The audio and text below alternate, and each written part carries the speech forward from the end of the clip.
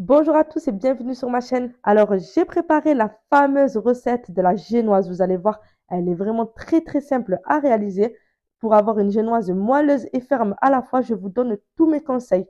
Elle est idéale pour toutes sortes de gâteaux. Si tu veux comme moi faire ce délicieux gâteau à la mangue et aux fruits de la passion, je te conseille de t'abonner en activant la petite cloche pour ne pas rater la prochaine vidéo.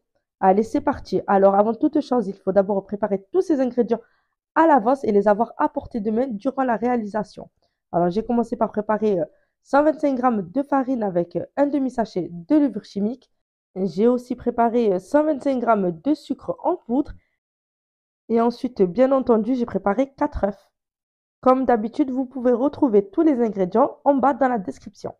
J'ai ensuite préparé le moule dans lequel je vais faire cuire ma génoise. Alors, pour ma part, j'ai pris un cercle à gâteau. J'ai tout simplement mis du papier sulfurisé pour éviter que ma génoise ne colle lors de la cuisson. Vous pouvez tout aussi prendre un moule à gâteau tout simple et le beurrer, c'est vraiment comme vous avez envie. Allez, c'est parti, on passe à la recette.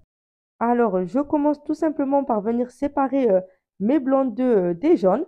Je mets les jaunes d'œufs dans un petit saladier ou un petit bol, ça suffit largement. Ensuite, à l'aide d'un batteur électrique, je vais venir tout simplement monter en blanc très ferme mes blancs d'œufs. Une fois qu'ils sont bien montés, je vais diminuer la vitesse de mon robot sans l'arrêter et je vais mettre le reste de mes ingrédients. Je commence par le sucre. Je continue de battre jusqu'à que le sucre soit bien incorporé. Je mets ensuite mes jaunes d'œufs. Pareil, je continue de battre jusqu'à qu'il soit bien incorporé à ma préparation. Et enfin, pour finir, je vais tout simplement ajouter ma farine avec ma levure que j'ai préalablement tamisée. Je le fais petit à petit.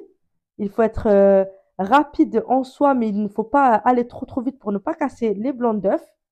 C'est pour ça que j'ai baissé au maximum la vitesse de mon robot. Et enfin, pour finir, je vais simplement prendre une spatule pour vérifier qu'il n'y a pas de boules de farine dans ma pâte. Je verse ensuite ma préparation dans le moule que j'avais préparé.